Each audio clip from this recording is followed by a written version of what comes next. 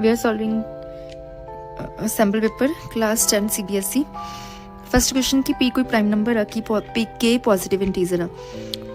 अगर p divides k square फिर p नाल कौन कौन डिविजिबल है इन्हां चों।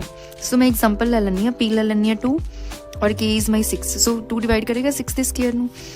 सो फर्स्ट कंडीशन आ गई 6/2 3, ठीक है। सेकंड आ गई 6, थर्ड आ गई 6 7 42, नैक्सट इज 6 द क्यूब 216। हुण देखो p मीनस 2 3 नूं डिवाइड करदा है, नो बाकी तिन्नां नूं डिवाइड कर रहा ना। सो अपनी सी ऑप्शन आंसर आ जाएगा। Next question is number of zeros. बेटा ग्राफ नूं देख के ग्राफ एक्स एक्सिस ते जिन्ने पॉइंट्स ते टच करता है उन्नियां जीरोज हुंदियां। सो देखो ग्राफ एक्स एक्सिस नूं किन्ने पॉइंट्स ते टच कर रहा है। सो जिहड़ा ग्राफ एक्स एक्सिस नूं 3 पॉइंट्स ते टच कर 1 2 3। सो इहदियां जीरोज किन्नियां ने 3। Which of these is quadratic equation having one of its roots as 0। किहड़ी इक्वेशन है जिहदा 0 रूट होएगा। देखो 0 रूट है तो सैटिस्फाई करेगा। 0 पुट करो, 0 + 0 0 इक्वल्स 0, ठीक है। 0 = 0 ਇਹਦਾ भी आंसर आ गया 0। एच 0 पुट करो 0 आ जाएगा, यस। ਇਹਦੇ ਚ 0 पुट करो y -9 = 0 which is not possible. So ਕਿਹੜੀਆਂ क्वाड्रेटिक इक्वेशंस ਆ ਜਿਨ੍ਹਾਂ ਦਾ रूट 0 ਆ। First and second. So C option is our answer, first and second.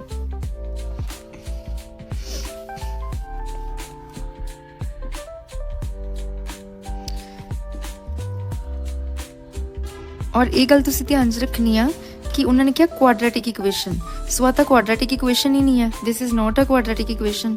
So option first भी थोड़ी रॉन्ग हो जाएगी। सो अपना आएगा only 2, B is our answer, C नहीं आएगा, B is our answer.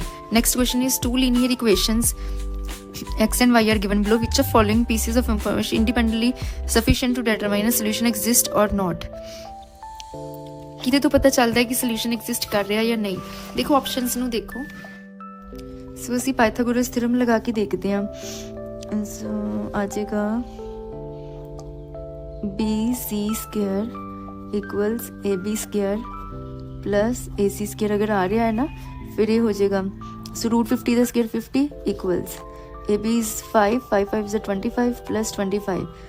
So 50 = 50 which is true. So एक right angle triangle, और राइट एंगल किहदे ते बन रहा है ए ते। सो ये ट्रायंगल इदां दा है BC। सो राइट एंगल एट ए, क्योंकि BC हाइपोटेन्यूज है, hypotenuse perpendicular and base. 7th question is x-axis divides the line segment joining the points in the ratio। Ratio Katni है, सेक्शन फार्मूला लगाओगे, ठीक है। सो ये 2 पॉइंट्स ने, एक है 2, -3 और दूसरा है 5, 6। रेशो ले लो सपोज k/1, ठीक है। और x-axis ते y की हुंदा है 0। सो आप y वाला कटते हैं, उन्हें = 0 रख देंगे।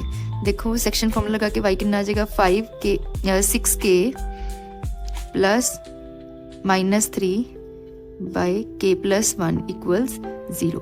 ये उधर जाके 0 हो जाएगा, ठीक है। सो 6k - 3 = 0, 6k = 3। सो की आ जाएगा 3/6। सो रेशो 1/2, 1:2।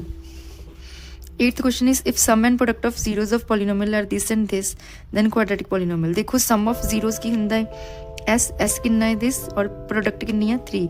क्वाड्रेटिक पॉलिनोमियल की हुंदी है x² - sx + p। सो x² - 2√3x, ये भी ऑप्शन गलत है क्योंकि p की है प्लस। सो फर्स्ट ऑप्शन देखो x² - sx, इतने माइनस आना सी, ये भी गलत है। सो इनू सैकेंड नू सॉल्व करके देखते हैं बिकॉज डी ऑप्शन भी गलत है। सो अपने को आ जाएगा -b² a² प्लस b² √3 का square 3 -2ab 2√3x। So this is our answer. In the given figure PA and PB are tangents. देखो PA टेंजेंट है, सो एंगल कितना होएगा। टेंजेंट हमेशा सेंटर ते कितना एंगल बनाउंदा 90। आ वाला एंगल भी कितना होएगा 90। सो एंगल APB 50 आ, आप कटना है OA, आ वाला एंगल कटना है। देखो क्वाड्रिलेटरल बन गया 1 2 3 4 sides. Sum of angles of quadrilateral कितने होंगे 360। सो फॉर्मूला लगा दो 50 + 90 + 90 + AOB, angle AOB B equals 360. 90 plus 90, 180, 180 plus 50.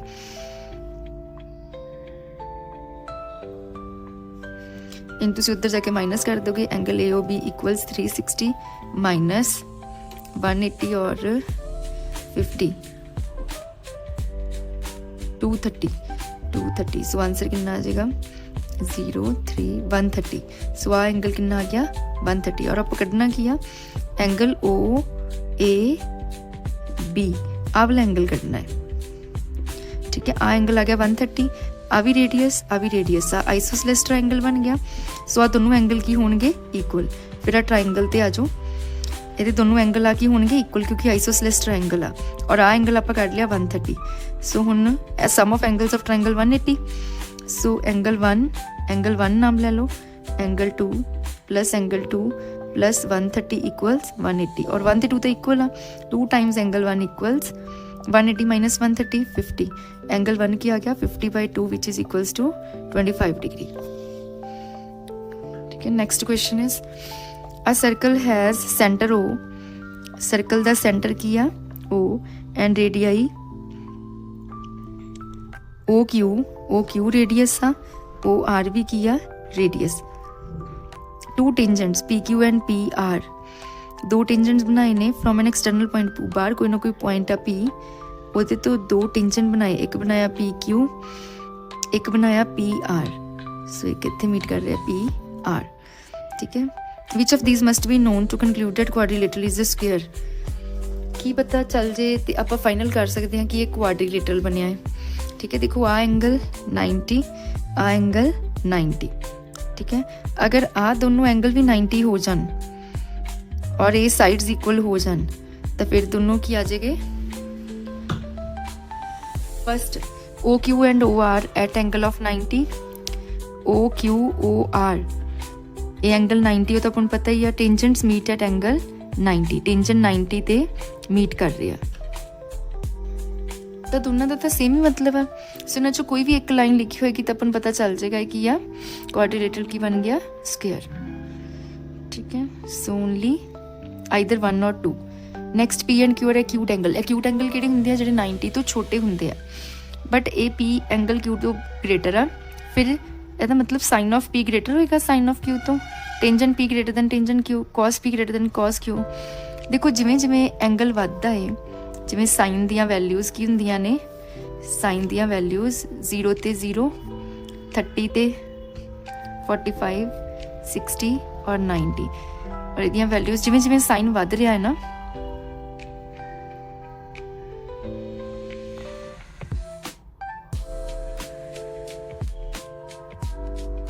जिमें जिमें साइन दे थीटा एंगल इनक्रीज हो रहा वैल्यूज़ वध रही हैं। ठीक है, हुण एंगल पी क्यू तो ग्रेटर आ, अगर एंगल पी जिदा जिदा एंगल वधेगा वैल्यूज़ भी की वधनगियां होणगियां वधनगियां। ਇਹਦਾ मतलब साइन पी तो ग्रेटर होना चाहिए सी साइन क्यू तो। ठीक है, सो कॉस दे केस च की हुंदा है, कॉस दे केस च जिदा जिदा एंगल वधदा है वैल्यूज़ घटदियां है, जिवें 1√3/2 1/√2 1/2 0। जिदा जिदा एंगल इनक्रीज हो रहा वैल्यूज़ डिक्रीज हो रही हैं। So cos P greater cos का साइन नाल कंपैरिजन नहीं है, cos P greater than cos Q नहीं, जिदा जिदा एंगल वधेगा वैल्यूज़ घट रही हैं। सो ऑप्शन बी आंसर आ जाएगा। Next is in right angle triangle P Q R, right angle triangle है पी क्यू आर और एंगल क्यू की है 90 डिग्री। तो फिर की जीरो होएगा, देखो angle P which of these will be 0 and cos p minus secant r, tangent p minus cotangent r, sin p minus cosecant r। देखो राइट एंगल ट्राइंगल है ना, सो cos ये आ जाएगा cos p minus 1/cos r, tangent p minus 1/टेंजेंट r, cosecant किंदा 1/sin, sin p minus 1/sin r। Next is can not be determined. Okay, आप values put करके देखते हैं। Cos P minus secant R, cos P जो P angle लवांगे suppose this is base, ये base बन जाएगा परपेंडिकुलर है हाइपोटेन्यूज और एक है पी क्यू आर। ठीक है, जो आर एंगल लवांगे ये आर एंगल है बेस बन जाएगा। ठीक है, और ये परपेंडिकुलर ये हाइपोटेन्यूज। ठीक है, हुण कॉस पी पी एंगल है ना, कॉस की होंदा base by hypotenuse, so P Q by P r minus secant r, r angle लिया means hypotenuse by base means p r by r q, और ये कट नहीं होंगे, कट नहीं हो सकते। नैक्सट देखो सैकेंड बी वाला टेंजेंट पी, सो ये जीरो नहीं होंगे, tangent P minus cotangent R, tangent P किया base by perpendicular by base, tangent is perpendicular by base, so R Q by P Q minus cotangent R, जो R angle आ उदों perpendicular किया जाएगा P Q by perpendicular by base that is R Q. So ये reciprocal हो गया ना, ठीक है। Next C option is sine P minus cosecant R, sine P की हो जाएगा sine P perpendicular by hypotenuse means R Q by P R minus cosecant R, cosecant की हो जाएगा आर्च कोसिकेंट की हो जाएगा hypotenuse P R by perpendicular P Q. So option B देखो आर्च को टेंजेंट की वैल्यू पुट करनी सी means base by perpendicular, so आ जाना सी R Q by P Q और कट करके आंसर क्या आ जाना सी 0। So option B is correct. Next is 13th question, if the height of vertical pole is √3 times length of its shadow on the ground, कोई vertical pole आ उदी height की आ √3 times length of shadow, shadow दी length, so ਇਹਦੀ shadow ਇਦਾਂ ਹੋਏਗੀ, ਇਹਦਾ ਮਤਲਬ ਇੱਥੇ ਕਿਤੇ ਸਨ ਤੋਂ ਇੱਥੇ ਐਂਗਲ ਆਫ ਐਲੀਵੇਸ਼ਨ ਇੱਧਰ ਹੋਏਗਾ ਕੋਈ ਨਾ ਕੋਈ angle of elevation, so angle of elevation ਕਿੰਨਾ ਹੈ ਇਹ ਫਾਈਂਡ ਆਊਟ ਕਰਨਾ ਹੈ। ਸੋ ਸ਼ੈਡੋ ਕਿੰਨੀ ਆ ਸਪੋਜ਼ x, ਸੋ ਇਹ ਕੀ ਆ ਜਾਏਗਾ √3x। ਸੋ ਕੀ यूज हो रहा है, दिस इज हाइपोटेन्यूज परपेंडिकुलर और this is base, so perpendicular और बेस यूज हो रहा पर टेंजेंट थीटा एंगल लवांगे, so tangent theta equals perpendicular by base, tangent theta equals perpendicular √3x by x, so cut के आंसर क्या आ जाएगा टेंजेंट थीटा इक्वल्स √3 और टेंजेंट की वैल्यू √3 किहदे ते हुंदी है 60 ते, सो थीटा कितना आ जाएगा 60 degree. Next is 14th question, shown below is a circle, एक सर्कल गिवन आ सेंटर O आ, एक कॉर्ड MN आ जिहड़ी एंगल बना रही आ O ते, which of the these is true. और देखो एरिया ऑफ सर्कल या एरिया ऑफ माइनर सैक्टर की हुंदा है, फॉर्मूलेज लगाओगे तुसी, area of minor sector equals x by 360, जो एंगल बना रही हुंदी आ आर्क ਉਹਦਾ ਹੁੰਦਾ ਨਾ ਐਂਗਲ ਸੈਂਟਰ ਦੇ ਨਾਲ, ਸੋ x by 360 into Bhai R square. ਸੋ ਅਗਰ ਆਪਾਂ x ਬਾਈ 360 ਇਹਨੂੰ ਨੀਚੇ ਲੈ ਜਾਵਾਂਗੇ ਤੇ ਇਹ ਕੀ ਹੈ area of circle, so x by 360 equals area of minor sector, area of minor sector और ये नीचे चला जाएगा इधर by area of circle. So ये ऑप्शन ट्रू आ गई अपनी सेकंड। फर्स्ट देख लेने, फर्स्ट ऑप्शन भी चेक कर लेने। सो फर्स्ट ऑप्शन की आ x by 360, so length of arc कड्डिए, आर्क की लेंथ की हुंदी आ MPN, आर्क की लेंथ की हुंदी आ length of arc equals x by 360 into 2 pi R आ गया सरकमफ्रेंस, सो ये नीचे चला जाएगा, so x by 360 equals length by circumference. So option first भी ट्रू है सेकंड भी ट्रू है, सो अपना आ जाएगा सी बोथ 1 and 2।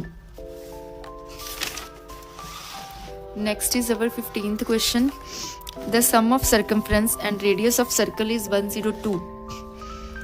देखो सर्कल का सरकमफ्रेंस की हुंदा है 2 पाई आर और रेडियस आर, इन्हां दोनों का सम कितना है 102। फिर रेडियस कितना होएगा, रेडियस कैलकुलेट करांगे, इक्वेशन लिख लो।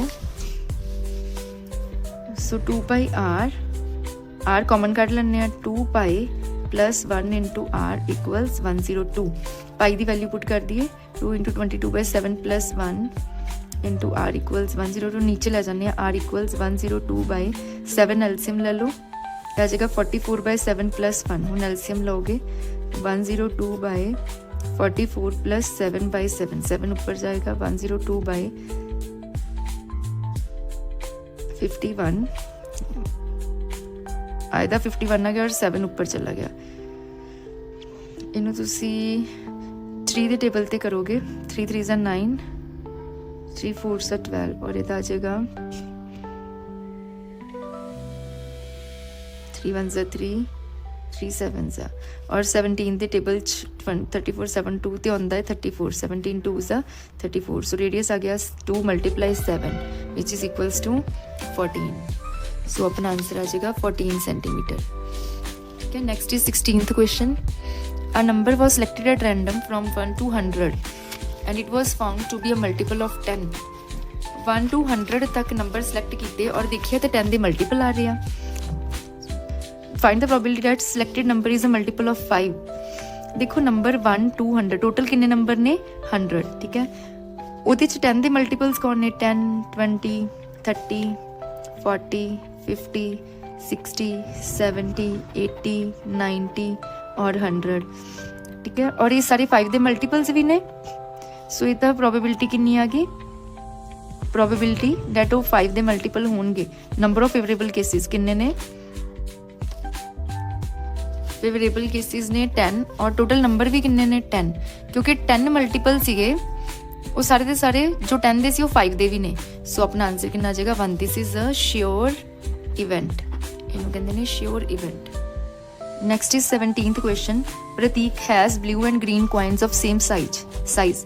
ब्लू कॉइन्स ने और ग्रीन कॉइन्स ने। He has 50 coins each of blue and green. 50 coins ने।